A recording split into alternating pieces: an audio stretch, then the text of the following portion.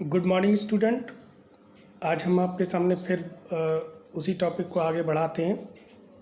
Chapter number 1 class 9th political science, what is democracy, why democracy. तो अब तक हमने इस चैप्टर में ये जानने की कोशिश की कि व्हाट इज़ डेमोक्रेसी, डेमोक्रेसी क्या है। अब हम उसी चैप्टर के अगले भाग को पढ़ेंगे, व्हाई डेमोक्रेसी, लोकतंत्र क्यों, लोकतंत्र ही क्यों। तो यहाँ इस टॉपिक को समझाने की कोशिश की गई है। एक टीचर हैं मैडम लिंगोदय, जो बच्चों को पढ़ा रही हैं, और बच्चों को पढ़ाते पढ़ाते ही उनमें आपस में एक कक्षा में बहस शुरू हो जाती है, जिसमें कुछ बच्चे मैडम से प्रश्न पूछते हैं कि लोकतंत्र ही क्यों, लोकतंत्र किस लिए, लोकतंत्र में ऐसी क्या बात है, लोकतंत्र में ऐसे कौन से गुण हैं जिससे वजह से हम लोकतंत्र को ही अपनाएं। तो चलिए आगे बढ़ते हैं, लोकतंत्र के गुणों पर चर्चा करते हैं। मैडम क्लास में बच्चों को समझा रही हैं। योलांदा नाम का एक बच्चा है, वो कहता है हम लोकतांत्रिक देश में रहते हैं। हमने पिछले अध्याय में पढ़ा कि दुनिया भर में सभी जगह लोग लोकतंत्र चाहते हैं। जिन देशों में पहले से लोकतंत्री शासन प्रणाली नहीं थी, जिन देशों में पहले से लोकतांत्रिक प्रणाली नहीं थी, वहाँ भी अब इसे अपनाया जा रहा है। सभी महान लोगों ने लोकतंत्र के बारे में अच्छी अच्छी बातें कही हैं। क्या इतने से ही स्पष्ट नहीं हो जाता कि लोकतंत्र सबसे अच्छा है? क्या अब इस पर बहस करने की कोई ज़रूरत है? टांकिनी नाम की एक छात्रा है, वो कहती है लेकिन मैडम लिंगोदय ने तो कहा था कि हमें किसी भी चीज़ पर सिर्फ इसलिए विश्वास नहीं कर लेना चाहिए, भरोसा नहीं कर लेना चाहिए कि बाकी सब लोगों ने उसे मान लिया है। क्या ऐसा नहीं हो सकता कि बाकी सभी लोग गलत रास्ते पे जा रहे हों? उसने प्रश्न किया। जॉनी जवाब देता है, हाँ, यह गलत रास्ता ही है। लोकतंत्र ने देश को क्या दे दिया है? आधी सदी से ज़्यादा समय से लोकतंत्र है, और तब भी देश में इतनी अधिक गरीबी है।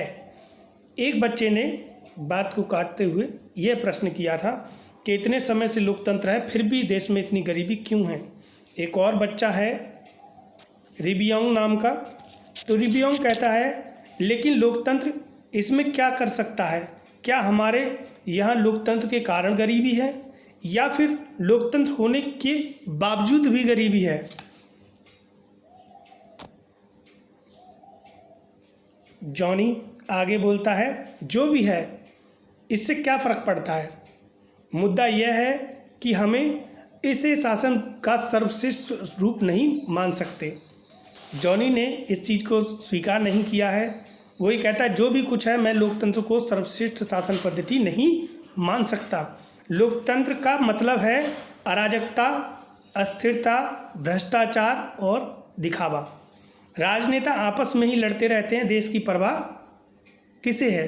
तो उसने लोकतंत्र की एक बड़ी कमी को यहाँ उजागर किया, जो कुछ हद तक सही भी है, जैसा लोग एनालिसिस करते हैं, जैसा लोग समझते हैं डेमोक्रेसी में, तो ये कुछ हद तक सही भी है। लेकिन रोज़ बोलता है, पाइमन कहता है तो फिर इसकी जगह कौन सी शासन प्रणाली होनी चाहिए?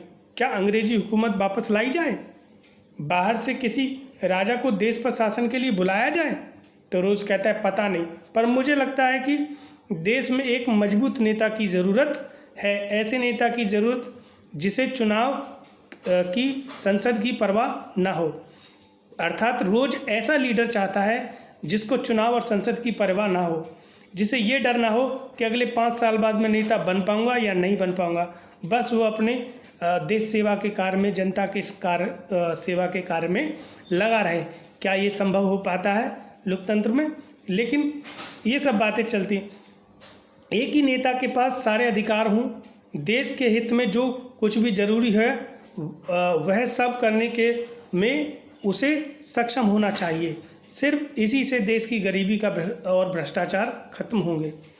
तो रोज़ यहाँ पर कहता है कि एक ही नेता के पास में सारे अधिकार होने चाहिए, जिससे उसको एक कहने से समय बचेगा एक व्यक्ति से लोकतंत्र में क्या होता है कि बहुत सारे नेता होते हैं, सबसे पूछते हैं आप बताइए आप बताइए आप बताइए, सहमति नहीं हो पाती, इसलिए कोई भी डिसीजन जल्दी से नहीं हो पाता। इस समस्या के लिए रोज़ ने कहा कि नहीं, ऐसा करिए कि जो है एक ही नेता के हाथ में पावर होनी चाहिए, जिससे कि जल्दी फैसले लिए जा सकें और गरीबी और भ्रष्टाचार ख़त्म हो।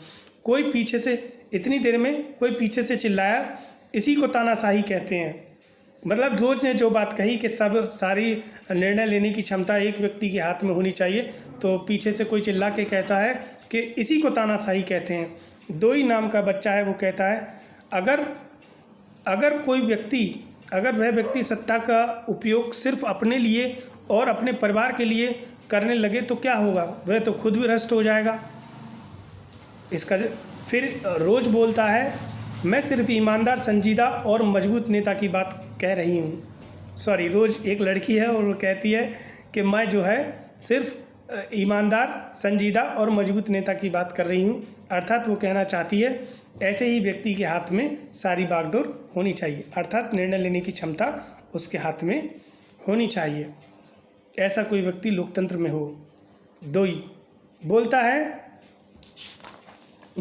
है यह ठीक नहीं है, तुम वास्तविक लोकतंत्र की तुलना आदर्श तानाशाही से कर रही हो।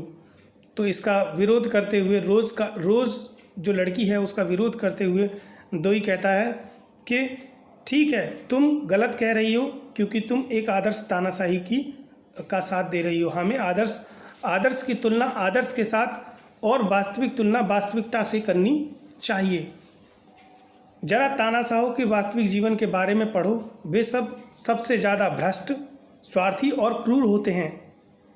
होता सिर्फ यह है कि हमें उनके बारे में जानकारियाँ उपलब्ध नहीं हो पाती, और सबसे बड़ी गड़बड़ तो यह है कि आप उन्हें सत्ता से हटा भी नहीं सकते। तो ये बात उन्होंने कहा था। यहाँ रोज़ और दोई दोनों जो है बच्चे आपस में बात कर रहे हैं। तो रोज़ कहती है कि मैं एक ही व्यक्ति के हाथ में शासन प्रणाली देना चाहती हूँ, जो निष्पक्ष हो, ईमानदार हो, मेहनत करने वाला, कर्मठ व्यक्ति हो। लेकिन दोई उसे टोकते हुए कहती है कि नहीं, आप जो है एक आदर्श तानाशाही की बात कर रही हैं। मैडम लिंगोदय इस चर्चा को पूरी दिलचस्पी से सुन रही थी, बच्चों की सारी बात सुन रही थी। वो बीच में हस्तक्षेप किया और बोली, मैडम लिंगोदय बोलती हैं,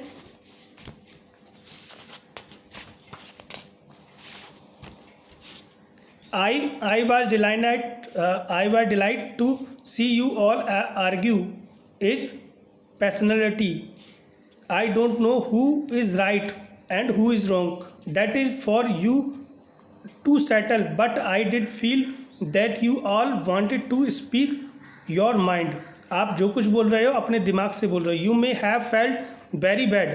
आपको बहुत बुरा महसूस हो रहा है। If someone tried to stop you, अगर कोई आपको रोक रहा है तो, यानी आप चर्चा में इतनी दिलचस्पी ले रहे हैं कि यदि कोई आपको रोक रहा है आपकी बात कहने से, तो आपको बुरा महसूस हो रहा है। If someone punished you for saying what you if someone punished you for saying what you felt, would you be able to do that in a country that is not democratic? Is that a good argument for democracy? तो madam Lingodaya बीच में बच्चों को टोकते हुए बोलती हैं कि तुम सब इतने मगन हो गए हो बातचीत करने में, बहस करने में, ये देखकर मुझे खुशी हुई। मुझे नहीं मालूम कौन सही है कौन गलत है, यह तो आप लोग सुलझाएं, पर मुझे लगता है कि आप खुले दिमाग से बात कर रहे थे। अगर किसी ने आपको रोकने की कोशिश की होती या आपको अपनी बात कहने के लिए सज़ा दी होती, तो निश्चित रूप से आपको बहुत बुरा लगता। क्या आप ऐसा उस देश में कर सकते हैं जहां लोकतंत्र ना हो? क्या ये लोकतंत्र के पक्ष में एक अच्छा तर्क है? तो मैडम लिंगोदय ने इशारों में बच्चों को लोकतंत्र की परिभाषा भी समझा दी कि बच्चों, आप जितनी तल्लीनता से, जितनी लगन से बहस कर रहे थे आपस में, यदि कोई आपको टोकता तो आपको बुरा लग सकता था। क्या ये सब लोकतंत्र में है तभी तो आप लोग बात कर रहे हो? अगर लोकतंत्र नहीं होता तो क्या आप लोग इस तरह की बात, इस तरह की चर्चा क्लास में कर पाते? नहीं कर पाते, क्योंकि डेमोक्रेसी है, इसलिए आप बच्चे आपस में बात कर रहे थे और मैंने भी आपको नहीं टोका, तो ये लोकतंत्र के पक्ष में एक अच्छा तर्क हो सकता है। लेकिन हम बात करते हैं आर्ग्यूमेंट अगेंस्ट लोकतंत्र। लोकतंत्र के खिलाफ भी कई सारे तर्क हैं जिसमें मैं आपको बताऊंगा। This conversation has most of the argument that we routinely hear against democracy. Let's us go over some of these arguments. इस चर्चा में लोकतंत्र के खिलाफ अधिकांश तर्क सामने आए हैं, जिसमें हम आम तौर पर सुनते हैं कि ये तर्क कुछ इस प्रकार हैं। First, leaders keep changing in a democracy, this lead to instability. लोकतंत्र में नेता बदलते रहते हैं, इससे अस्थिरता पैदा होती है। Second is democracy is all about political competition in power play, there is no scope for morality. लोकतंत्र का मतलब सिर्फ राजनीतिक लड़ाई और सत्ता का खेल है, यहाँ नैतिकता के लिए कोई स्थान नहीं है। ये भी एक तर्क आया है। So many peoples have to be consulted in a democracy that if lead to delay. अर्थात लोकतांत्रिक व्यवस्था में इतने सारे लोगों को से बहस और चर्चा करनी पड़ती है कि हर फैसला लेने में देर हो जाती है। अर्थात लोकतंत्र में बहुत से लोगों की राय लेनी पड़ती है तो फैसले भी लेट हो जाते हैं। मतलब कोई भी निर्णय इतने सारे लोगों को मतों से लेना पड़ता है कि समस्या का से संबंधित निर्णय बड़ी देर से निकल पाते हैं। Elected leader do not know the best interest of the peoples, it lead to bad decision. चुने हुए नेताओं को लोगों के हितों को पता नहीं होता, इससे चलते भी खराब फैसले होते हैं। जो नेता चुनकर आते हैं उन्हें भी जनता के हितों का पता नहीं होता, इसके चलते फैसले खराब आते हैं। Next is democracy lead to corruption for it is based on electoral competition. लोकतंत्र की चुनावी लड़ाई में महत्वपूर्ण और खर्चीली होती है, इसलिए इसमें भ्रष्टाचार होता है। लोकतंत्र next is ordinary peoples don't know what is good for them. सामान्य व्यक्ति ये नहीं जानता कि उसके लिए क्या बेहतर है। They should not decide anything, इसलिए वो किसी भी चीज़ का अच्छा निर्णय नहीं ले सकते। तो ये सारी बातें लोकतंत्र के विपक्ष में तर्क दिया गया है। जैसे अगर हम शॉर्ट में कहें तो लोकतंत्र में नेता बदलते रहते हैं, इट इज़ अनस्टेबल्स। लोकतंत्र में राजनीतिक लड़ाइयाँ आपस में ज़्यादा होती हैं। बहुत से लोगों की से बात करने के चक्कर में जो है फैसले लेने में डिसीजन लेने में या फैसले लेने में देरी हो जाती है। चुने हुए नेताओं को अपने जनता के हितों का पता ही नहीं होता, इसलिए खराब फैसले लिए जाते हैं। इसमें खर्चा ज़्यादा होता है। ऐसे अनेक तर्क इसमें दिए गए हैं लोकतंत्र के खिलाफ। क्या लोकतंत्र के खिलाफ और भी बातें हैं जो आपके मन में रह गई हैं? इनमें से कौन सा तर्क मुख्य रूप से लोकतंत्र पर ही लागू होता है? इनमें से कौन सा तर्क किसी भी तरह के सरकार द्वारा सत्ता का दुरुपयोग करने के मामले में लागू नहीं होता? इनमें से किसी भी तर्क से आप सहमत हैं? Clearly democracy is not a magical solution for all the problems. It has not ended poverty in our country and in the other part of the world. Democracy as a form of government only ensure that people take their own decisions. This does not guarantee that their decision will be good. इसकी कोई guarantee नहीं है कि जो निर्णय लिया गया है लोकतंत्र में वह सही ही होगा। People can make mistakes involving the people in this decision does lead to delay in decision making. It is also true that democracy lead to frequent change in leadership. Sometimes this can set back big decision and affected the government efficiency. This argument show that democracy of the kind we see may not the ideal form of government, but that is not question we face in real life. The real question we face in different is democracy better than other form of government that are there for us to choose from. ये सच है कि democracy जो है अन्य शासन प्रणालियों से बेहतर होती है। आइए, ये सब हमने अभी तक पढ़ा कि डेमोक्रेसी के विपक्ष में जो तर्क दिए गए बच्चों के और मैडम की चर्चा से जो तर्क सामने निकल के आए।